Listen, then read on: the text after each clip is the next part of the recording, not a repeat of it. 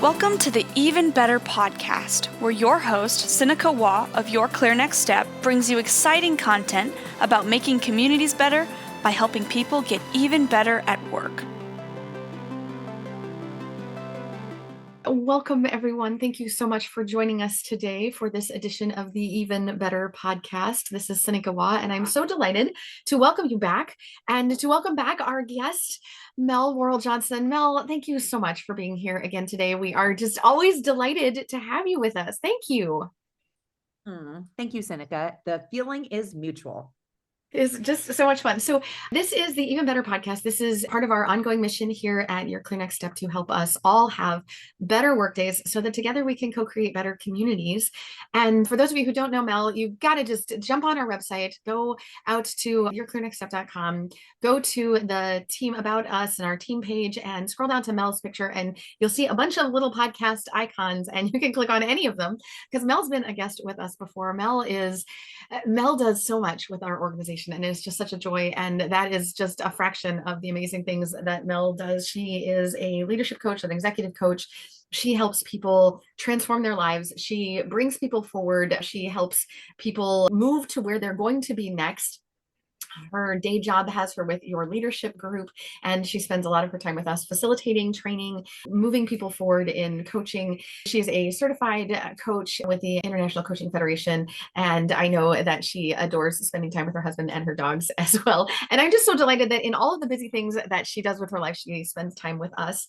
And in this little tiny window here, we're going to spend some time.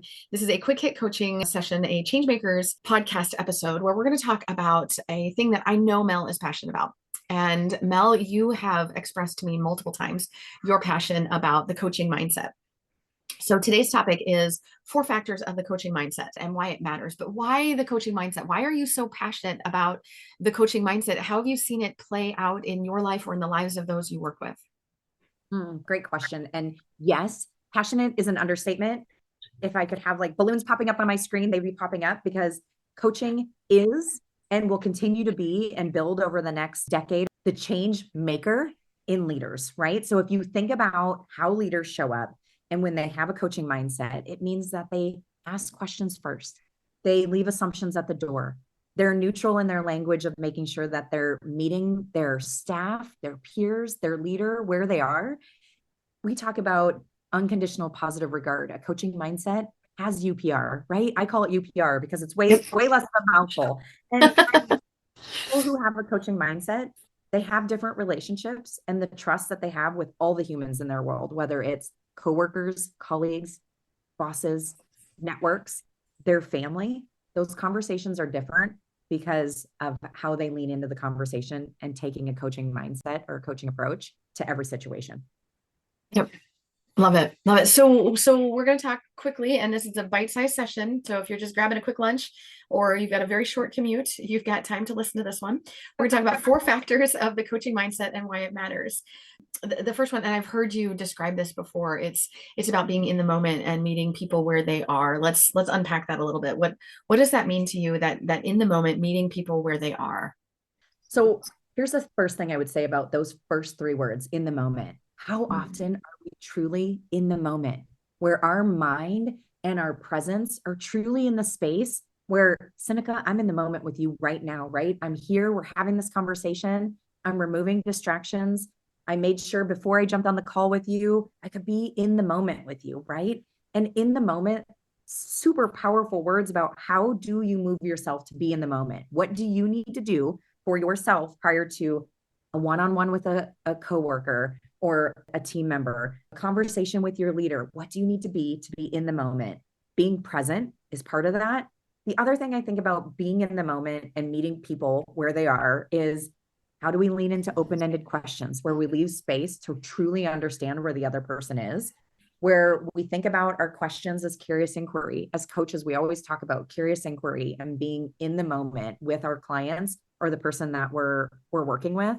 It also means being neutral. How do we leave assumptions at the door and being neutral? How are we aware of any biases, conscious or unconscious, and that we stay neutral?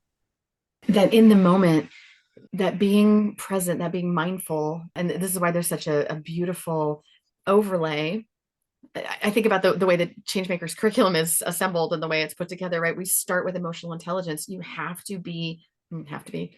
one really needs to begin with self-awareness. We have to understand who we are and how we show up and what's going on in our own brains and how to self-manage in order to then be present in a moment with another human so that we can recognize who they are and how they're showing up in that moment.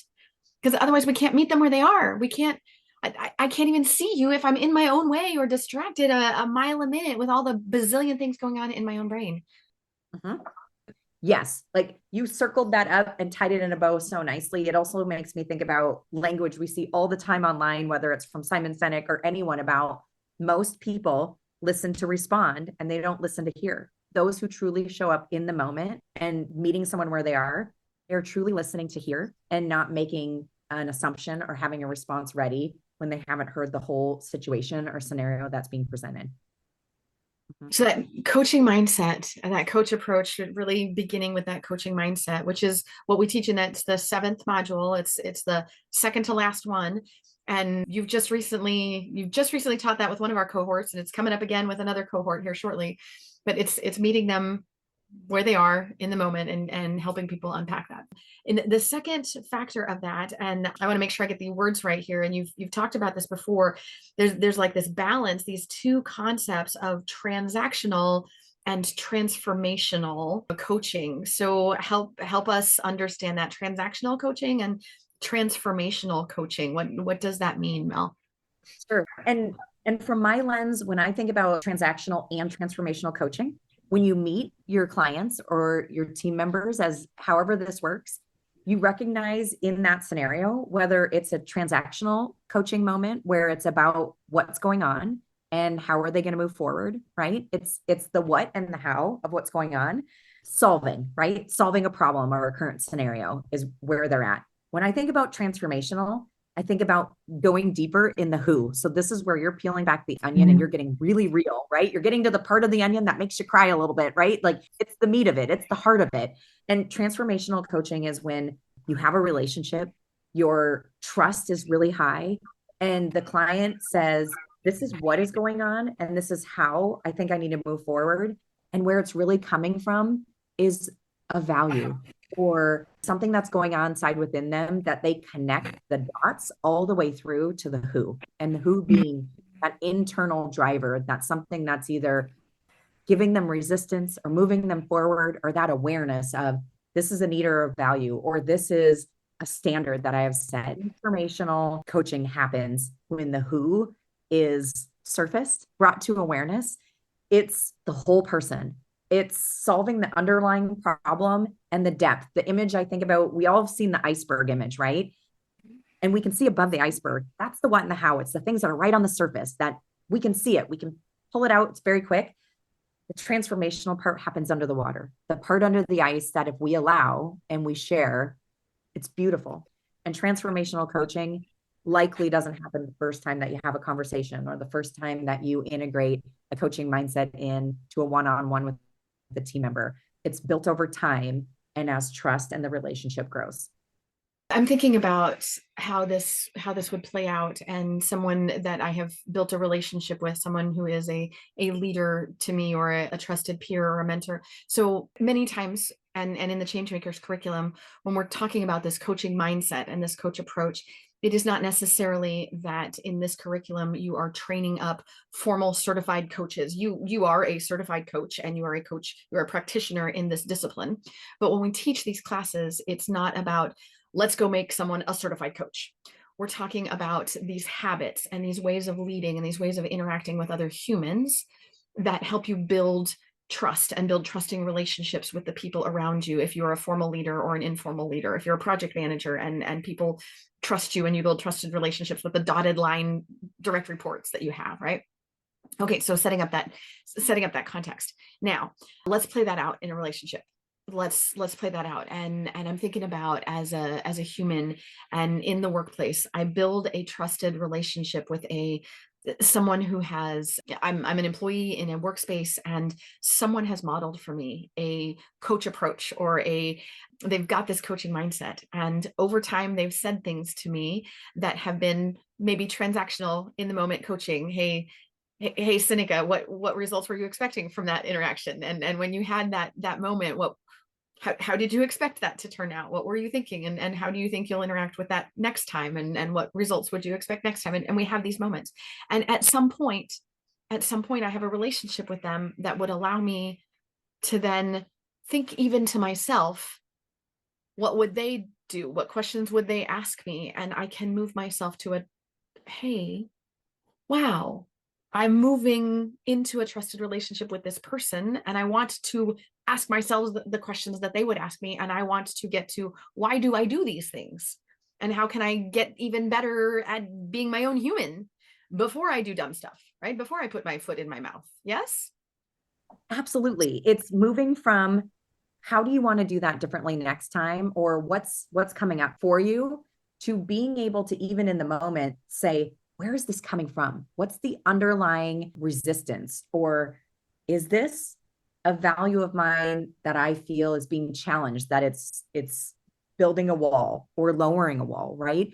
And even for that individual, in when I think having a coaching mindset in the curriculum, it's about offering tools and resources for all of the leaders that are part of change makers to be able to integrate and incorporate tools and resources that have them lean into conversations in a coach approach, right? It doesn't mean you're going to become a coach. Maybe you will, maybe you won't. But how do you take those tools and capabilities and weave them into how you already navigate the conversations and relationships you have with your team, to deepen them, to widen them, to ask questions in a way that leaves your colleague open to discover what they probably know and give them the opportunity to solve it for themselves, versus sometimes as leaders, we become fixers. And so having a coaching mindset helps move all of us towards meaningful, open-ended, not having to solve all the problems, right? And being in partnership with those people that work with us, alongside of us, above us, and how we navigate those conversations, in my mind, better. Better. Yep. I think you just got at something there. So in partnership, better. And now I'm not solving other people's problems, better. And if I can help someone uncover why they do something, maybe they can work through that why, what's causing them, what value of theirs is being challenged or being capitalized on, what is it that's causing this, so we can either do more of that or do less of that, depending on what the situation is calling for. Makes it easier.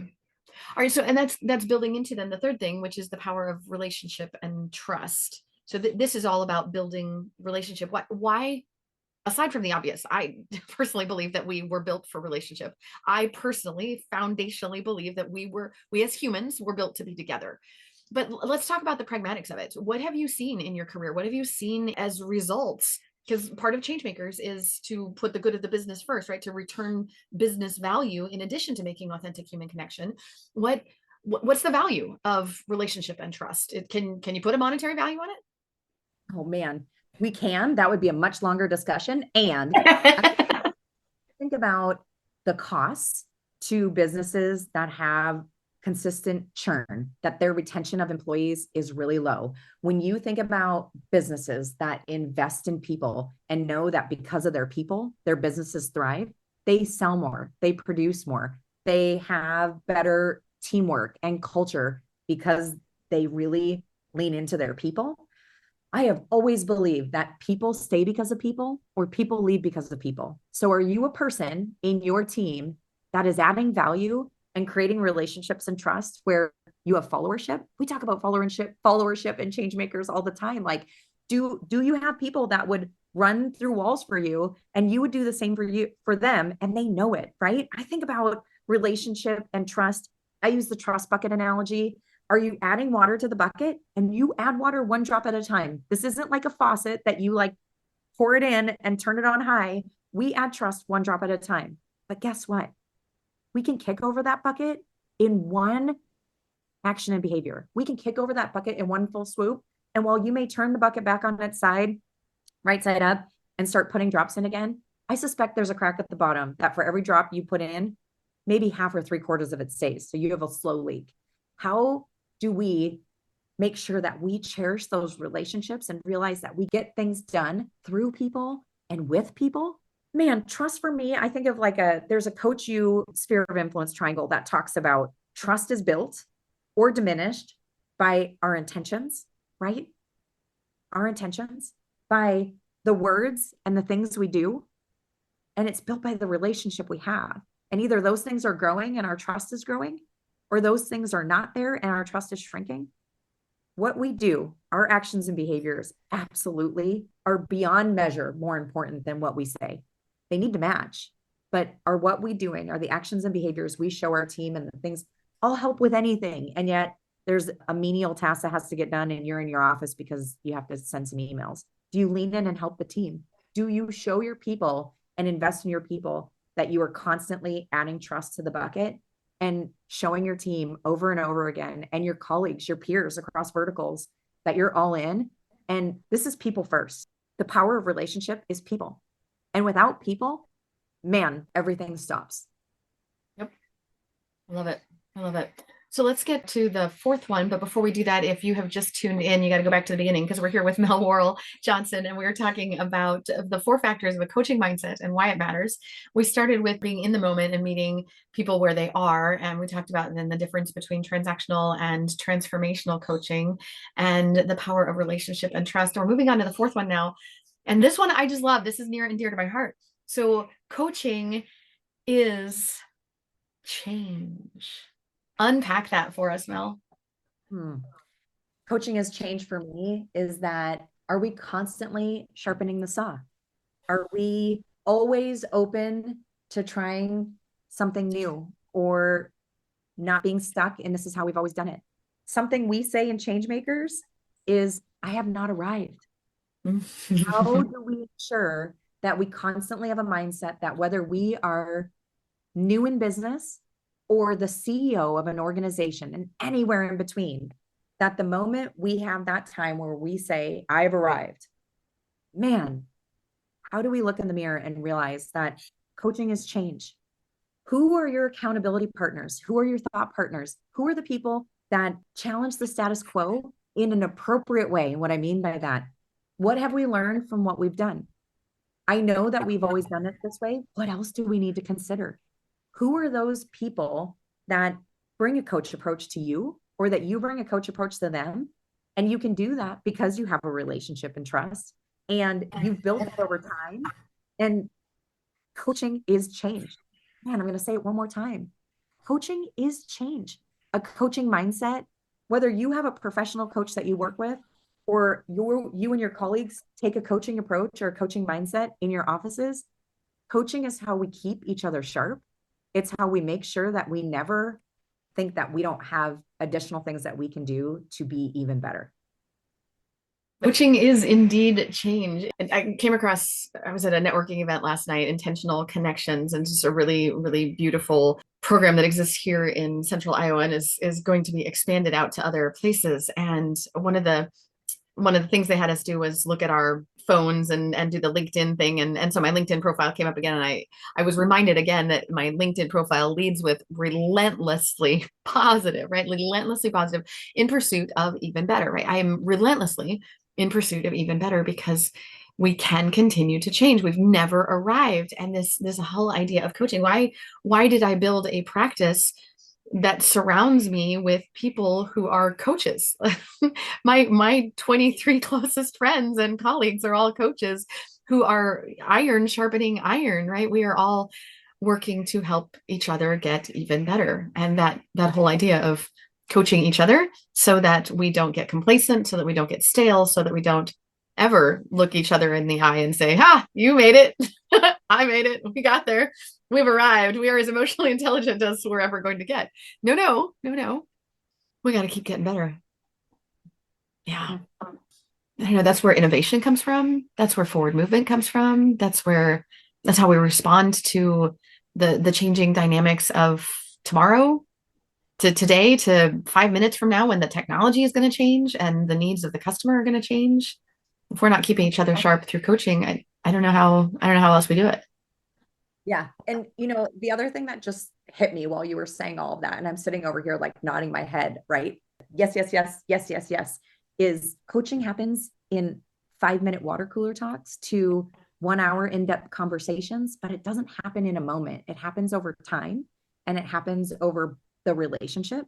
I would also challenge, and tying this to change, there's an HBR article called All Management is Change Management. And what I mean by that is, as leaders, as managers, as humans in charge of big budgets, small budgets, moving the needle within our organizations, coaching is change.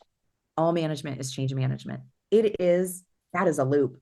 Though we could layer in coaching in there, taking a coaching mindset, leading with asking versus telling, right? Everything we do is change, and how we approach it and taking a coaching mindset, man, you will be even better for yourself, your team, your organization, which leads to retention, which leads to increased production, which leads to tying a monetary value to how effective you are at your team following you and staying there. Man, I'm rambling a little bit and fully aware, but having a coaching mindset and knowing when to ask and knowing when to tell, when to use it and when not to, it's magic. Oh, what a great way to wrap this up. So, Mel, what's making you even better these days? Yeah. Oh, it's such a good question. I'm like looking over at all the stack of books that I've got going on. So I have been leaning in really intentionally to my EQ and revisiting, like, where is the area within the 4 sections that are most important for me to revisit right now and rethink about what strategy I want to continue to be turning the needle. I also would just challenging myself and my business on, what does this year look like, right? What are the things that I want to say yes to? What are the things that I want to pause? What are the things that I need to revisit of how it's making me even better or not, right? And just a lot around self-awareness and being good for those that are part of my world as well. Well, thank you so much for joining us, Mel. And if you are just, as our listeners, if you're just joining in, go back to the beginning because you missed some great stuff. We were talking about 4 factors of the coaching mindset and why it matters. And we've been here with Mel Worrel-Johnson. Mel, thank you so much for your time today. Thank you, Sinikka. It's always a joy, and love partnering with your Clear Next Step whenever I have the opportunity. It's been great. And Mel is one of our facilitators of the Changemakers program. If you would like to learn more about Changemakers, and if you'd like to spend some more time with Mel, the Changemakers program is a great way to do that. The Changemakers is an ideal program for individuals who are trying to make change stick in their organization, whether you're trying to grow your own influence, if you're perhaps an individual contributor and you'd like to grow your influence in the organization, or you're a leader of people and you'd like to grow your influence in the organization. The Changemakers program is a way to do that. It's a program that lasts 9 months. It has 8 programs that go through that. It has 6 one-on-one coaching sessions. You meet together with a cohort of 10 people. It's a virtual program. You can learn more about it at our website. It is phenomenal. The participants who have taken it so far, we launched it in early 2023. Participants who have taken it so far have said that after the first session, they've had better relationships with their leaders, with their colleagues, with their direct reports, and their indirect dotted line relationships. So if they're informal leaders, those that report to them. By the second session, they're wasting less time in organizational meetings and wasting less time making decisions and figuring out what they're working on next. So we've had such success that we've had participants say that they were so enamored with the program, they're ready to put their direct reports through the program as well. So it is phenomenal. And we just love this program. Mel is one of our just outstanding facilitators. The program layers from one session to another, emotional intelligence, delivering business value, and dealing with change. And it's got session after session after session. You can find out more about this by going to yourclearnextstep.com and then clicking on where it says Changemakers right there at the top of your screen. So thank you so much for participating and on behalf of all of us here at Your Clear Next Step, we hope the rest of your day is even better.